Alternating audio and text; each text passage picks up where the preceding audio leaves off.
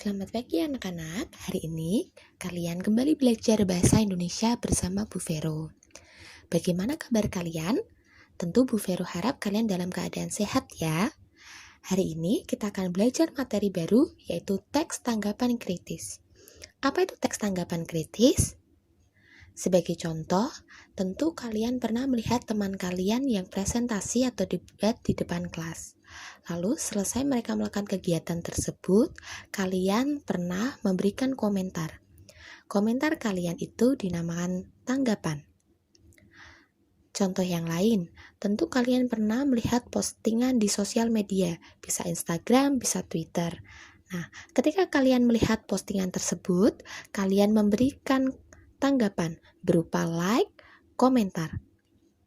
Komentar yang kalian berikan bisa berupa pujian, kritikan, atau menuliskan saran terhadap postingan yang kalian lihat.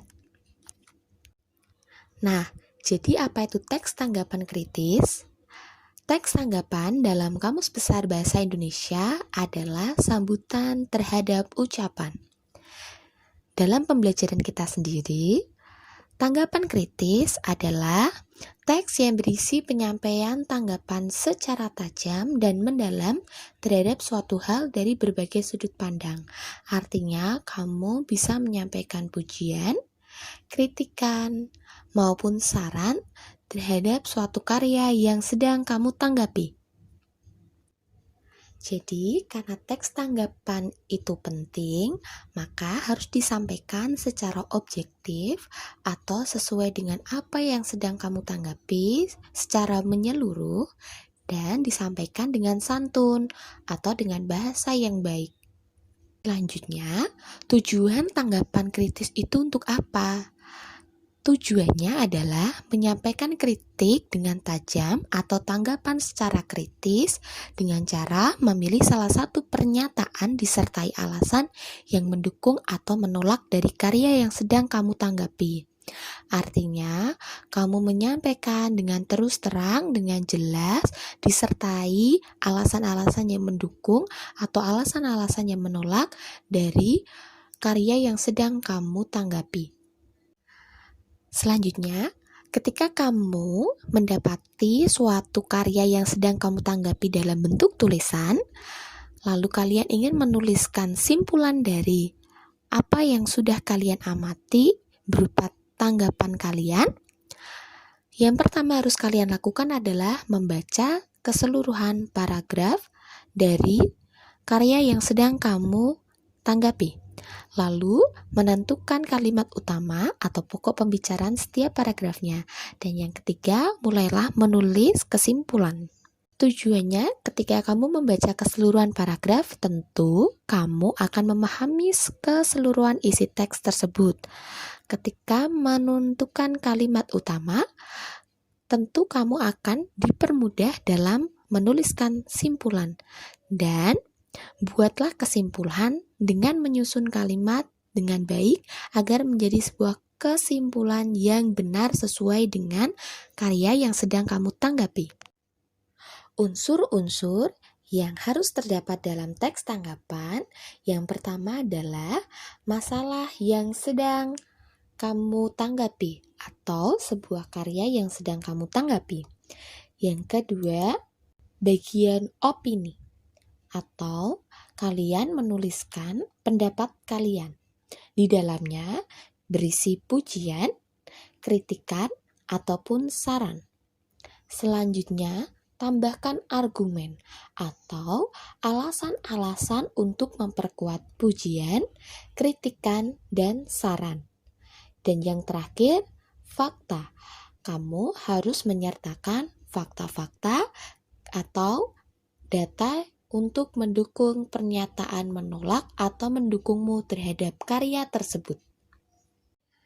Selanjutnya, kita masuk ke bagian struktur. Dalam penulisan teks tanggapan kritis, Harus tersusun. Yang pertama ada evaluasi, yaitu memberikan ulasan menyeluruh tentang konteks atau hal yang sedang kamu tanggapi.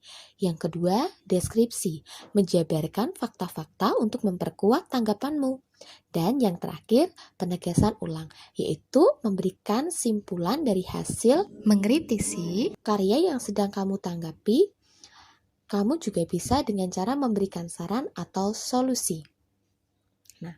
Coba kita simak contoh dari tanggapan kritis ujian nasional online. Bagian evaluasi yaitu menyertakan hal-hal secara umum terkait ujian online yang akan diadakan pemerintah. Lalu deskripsinya berupa fakta-fakta kenapa ujian nasional online itu perlu diselenggarakan, baik buruknya, dampaknya seperti apa, diuraikan. Dan yang ketiga, menegaskan kembali bahwa ujian nasional online itu baik atau tidak. Lalu yang terakhir kita masuk ke bagian ciri-ciri kebahasaan atau bahasa yang sering ditemui di dalam teks tanggapan kritis. Ada 4, yaitu kalimat kompleks, kata rujukan, konjungsi, dan pilihan kata.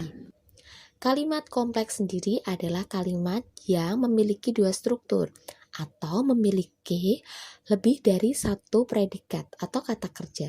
Contohnya silakan dilihat.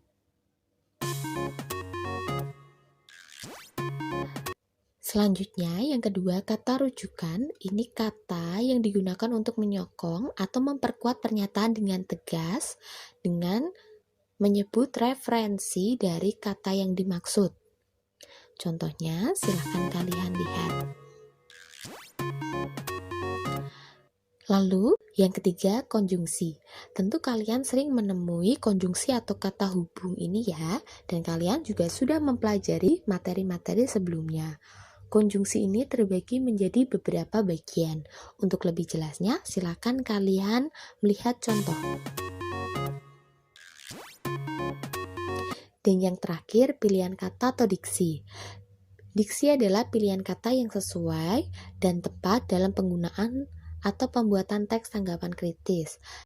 Misalnya, ketika kamu ingin memberi tanggapan, pilihlah kata yang sesuai dengan karya yang sedang kamu tanggapi. Misalnya, karyanya itu berupa lukisan, maka gunakan kata-kata yang berhubungan dengan lukisan, bukan dengan karya seni lainnya.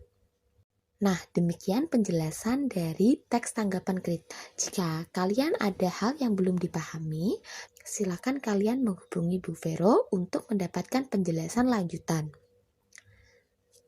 Itu tadi pembelajaran kita hari ini. Semoga kalian dapat memahaminya dengan baik ya.